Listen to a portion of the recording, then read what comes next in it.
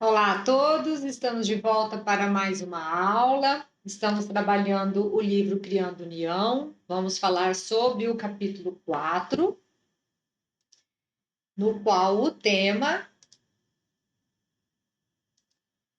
é a importância espiritual do relacionamento. E este capítulo 4 está baseado na palestra 180, a palestra do Pethor 180. Então vamos lá. O relacionamento constitui o maior desafio para as pessoas, pois é apenas no relacionamento com os outros que os problemas não resolvidos são afetados e ativados. Então, somente na presença do outro, problemas internos não resolvidos dentro de nós aparecem. Enquanto nós estamos sozinhos, esses problemas não aparecem e com o outro ele aparece. Então, por conta disso, muitas pessoas evitam a interação com seus semelhantes para poder conservar a ilusão de que os problemas decorrem do outro, já que é só na presença deste que surge a perturbação. A gente sempre quer viver na ilusão de que a gente não tem nada a mais para trabalhar. Não só pelo trabalho que dá, olhar para o nosso inferior, olhar para a nossa imaturidade, ter que fazer alguma coisa, mas principalmente porque a gente fica muito preso nessa autoimagem idealizada. A gente não quer reconhecer, embora no nível consciente, racional, a gente fala, eu sei que eu sou imperfeita, no nível de sentimentos, emoções, na profundidade, a gente não quer acreditar que nós realmente sejamos imperfeitos. Então, a partir do momento que nós estamos interagindo com o outro e os nossos problemas mal resolvidos vêm à tona por causa do outro, é muito mais fácil achar que o problema está no outro do que tem alguma coisa dentro de mim para ser resolvida. No entanto, quanto menos contato for cultivado, mais acentuado se torna o anseio por ele, por conta da dor da solidão. Então, nós estamos meio que num beco sem saída, porque se eu não quero contato com o outro para continuar mantendo a ilusão de que eu não tenho nada a trabalhar e o problema é sempre o outro, estaria resolvido se não houvesse o anseio pela união. E esse anseio pela união, quando a gente não está vivendo um relacionamento, nos dá a dor da solidão.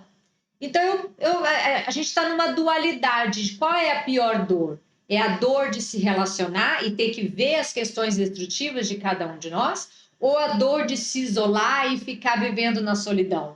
Chega um momento em que a gente foge e não consegue mais fugir de ter que se relacionar e encarar nossas próprias sombras. Então, é possível medir o senso pessoal de realização por meio da profundidade da capacidade de se relacionar e de ter contato íntimo.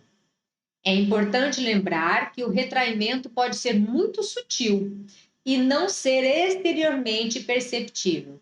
Então, essa questão da solidão não necessariamente são pessoas que não vivem nenhum relacionamento consciente, físico.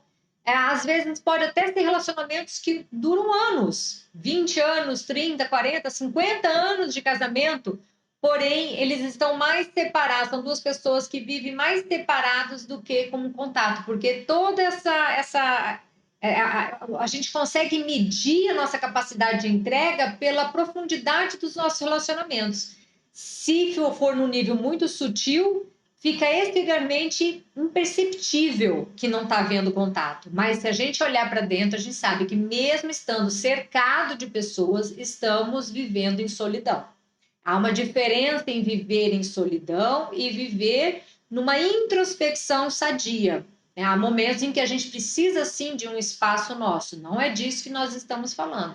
Estamos falando de uma solidão da alma, de se sentir sozinha, mesmo em meio à multidão. Então, esse caso é o que traz à tona. Queremos olhar aonde que parte nossa ainda tem medo dos relacionamentos, por vários motivos, entre eles, de encarar as nossas questões mal resolvidas. Quando duas pessoas de níveis diferentes de desenvolvimento espiritual se envolvem, aquela que está mais desenvolvida é sempre responsável pelo relacionamento. Então, a partir daqui, nós vamos começar a trabalhar com hipótese de duas pessoas se relacionando, sendo que uma delas está num nível muito acima e a outra muito abaixo. Elas estão em níveis diferentes de maturidade espiritual, emocional. E por algum motivo houve esse relacionamento, houve esse engajamento entre os dois. Então, como vamos solucionar isso, né? Então, ele já começa dizendo que nesse tipo de relacionamento, a pessoa que é mais espiritualizada é responsável por esse relacionamento. Então, ela tem a responsabilidade de sondar as camadas mais profundas de interação que geram atrito e desarmonia entre as partes. Porque, como todos somos imperfeitos, todo e qualquer relacionamento vai gerar desarmonia. Mas quando acontece num relacionamento onde um é muito mais crescido espiritualmente do que o outro, este ele é responsável por sondar o que está trazendo a desarmonia naquele relacionamento. A pessoa menos desenvolvida não tem a mesma capacidade de levar adiante essa busca, pois ainda está na fase de culpar o outro e depender da conduta correta do outro para evitar os desentendimentos. Então, quanto menos desenvolvido nós somos, menos a gente consegue se responsabilizar pelas nossas próprias atitudes. Então, eu preciso encontrar um culpado para todas as questões desagradáveis que acontecem comigo.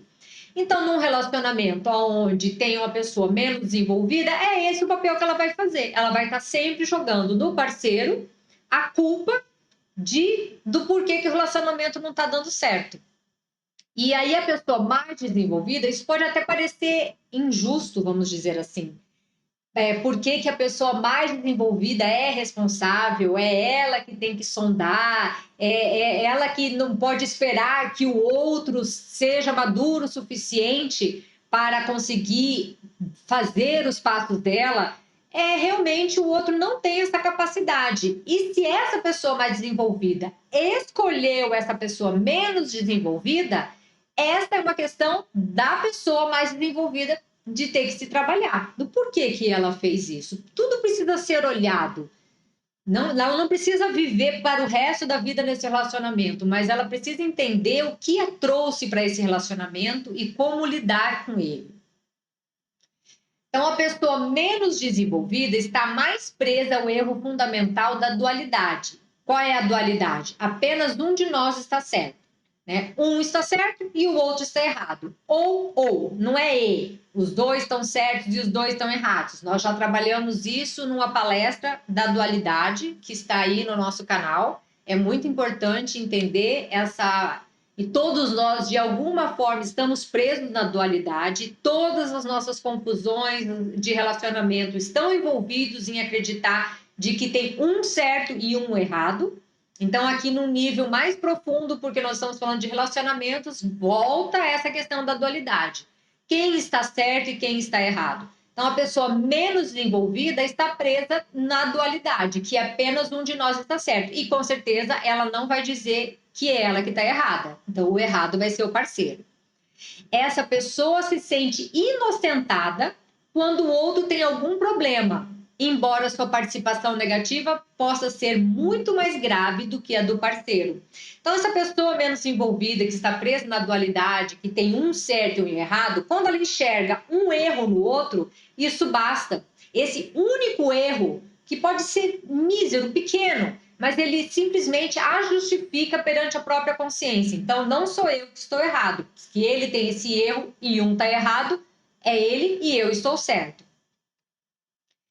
Aí, nesse caso, a pessoa mais desenvolvida deve estar pronta e disposta a apurar sua própria participação no conflito, por mais flagrantemente errado que o parceiro possa estar. Então, a hora que o outro vai jogar na cara, vamos dizer assim, aquele erro que ele está enxergando, o que está recebendo a culpa, ao invés de ficar também justificando de eu posso estar errada nisso, mas você está errada muito mais, não, o trabalho dela é olhar. Isso que ela está me falando é verdade? Se não for verdade, por que me incomoda? Se é verdade, o porquê eu ainda estou cometendo essa questão? Aonde eu estou errando? Aonde eu não enxergo o meu padrão?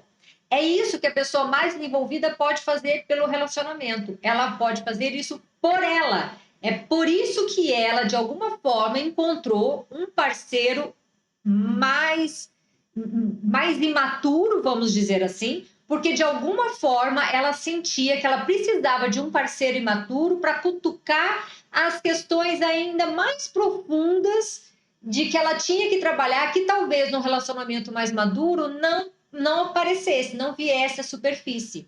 Então também é uma questão de maturidade quando a gente vai se envolver em relacionamentos muito imaturos, porque às vezes a gente precisa deles para conseguir enxergar questões muito sutis que ainda nos causam desarmonia.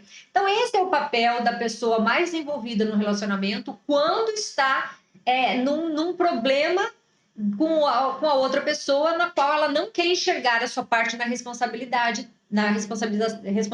da questão. Mas a mais desenvolvida vai olhar para ela e vai ver qual é a minha questão, aonde eu posso crescer, para eu ser mais feliz. E a partir do momento em que eu cresço e sou mais feliz, de alguma forma, as pessoas que estão ao meu redor crescem juntos. Se a pessoa aceitar essa responsabilidade, ela também ajudará o seu parceiro. Como foi o que acabamos de falar. Se eu consigo, vamos considerar que eu sou a pessoa mais madura no relacionamento, estou vendo que o outro tem muitas questões equivocadas, mas o erro que ela está jogando em mim tem alguma coisa que eu preciso olhar, que eu preciso me trabalhar. Eu quero aceitar essa responsabilidade de olhar para mim mesmo e me responsabilizar pelas questões. E se eu fizer isso comigo, de alguma forma, eu também estarei ajudando o meu parceiro. E o relacionamento no qual a destrutividade do parceiro menos desenvolvido torna impossível o desenvolvimento, a harmonia e os bons sentimentos devem ser rompidos. Então, não necessariamente essa pessoa precisa estar presa no relacionamento para sempre. Ela pode chegar num ponto e falar assim, ó, pronto, a partir daqui eu já olhei o que eu precisava olhar, eu consegui me responsabilizar pela minha parte e crescer, não fez com que o outro também desse um passo, eu não tenho mais como crescer nesse relacionamento, então esse relacionamento precisa ser rompido. E aqui nessa segunda frase, via de regra, a pessoa mais desenvolvida deve tomar a iniciativa. Então, ela precisa tomar a iniciativa quando ela percebe que não tem mais como nem ela nem o outro crescerem mais naquele relacionamento, não tem mais como a harmonia se instalar. Então, está na hora desse relacionamento ser rompido e a pessoa mais desenvolvida que deve tomar essa iniciativa. Isso deve ser feito quando os problemas internos e as ações recíprocas forem plenamente reconhecidas pela parte que tomar a iniciativa de cortar um vínculo. Então, vamos supor que essa pessoa mais desenvolvida chegou à percepção de que não tem mais como os dois crescerem como um casal e como seres individuais no relacionamento do jeito que está. Está na hora de romper o relacionamento, mas vamos dizer, eu, a pessoa mais desenvolvida no relacionamento, ainda não entendi como que eu estou criando toda essa situação. O ideal, a gente nunca deve correr assim, é isso ou aquilo, mas o ideal é que a gente não tome decisões antes de tudo estar resolvido. A partir do momento que eu tomei uma decisão de entrar num relacionamento com uma pessoa imatura, eu preciso, a hora que eu sair desse relacionamento, saber exatamente o que deu errado e o porquê. Não necessariamente eu vou ter que ficar preso nele o resto da vida se eu não conseguir trabalhar. A questão é que aquilo que eu não consigo olhar dentro de mim e me trabalhar internamente, eu vou continuar levando para os próximos relacionamentos. Então, o ideal mesmo é que eu consiga limpar, trazer à tona tudo que não deu certo, para eu passar para um outro estágio, para que no meu próximo relacionamento eu consiga atrair para minha vida uma pessoa mais madura. Então, vamos ler de novo.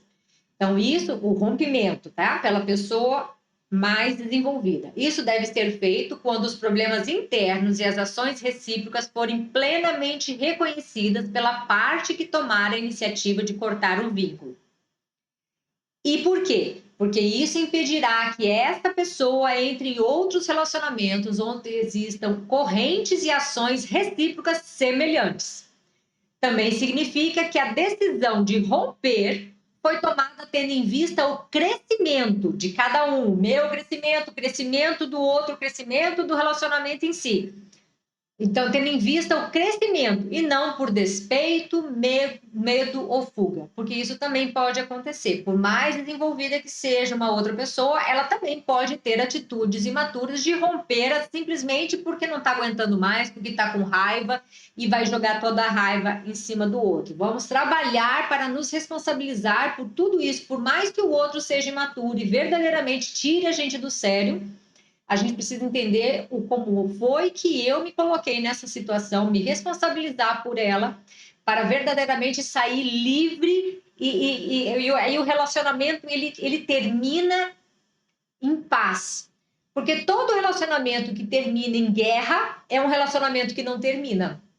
O amor e o ódio, eles estão muito próximos. Só que o amor é uma união que não aprisiona. O ódio é uma união que algema. Então, se eu quero verdadeiramente sair de um relacionamento que não está me fazendo bem, o ideal é que eu consiga sair energeticamente livre e em paz daquele relacionamento, para eu não ter mais, não estar mais algemada àquela situação desagradável. E quando dois iguais se relacionam, né? Dois que estão mais ou menos no mesmo nível, não são dois perfeitos, todos nós temos nosso grau de maturidade, mas estamos no mesmo nível. Então, quando dois iguais se relacionam, ambos são inteiramente responsáveis pelo relacionamento. Vai ter um momento em que vai ser um que vai estar com mais questões, mais imaturo, vai ter outro momento que vai ser o outro, e vai intercalando. As dificuldades e os medos surgem na medida exata em que um continua projetando seus problemas no outro. Então, se o relacionamento está indo bem, ótimo. Veio uma crise no relacionamento, é porque, de alguma forma, um está projetando as suas questões internas no outro. E se os dois têm a mesma responsabilidade pelo relacionamento, o que está projetando precisa ser avisado de que há uma projeção, sem ser uma briga, né? Precisa ser algo comunicado, sem energias de discórdia, para que eu consiga olhar aonde que eu ainda estou projetando as minhas questões internas mal resolvidas no outro, e o outro também precisa ver que parte dele está causando esse gatilho da projeção para também fazer seu próprio trabalho interno.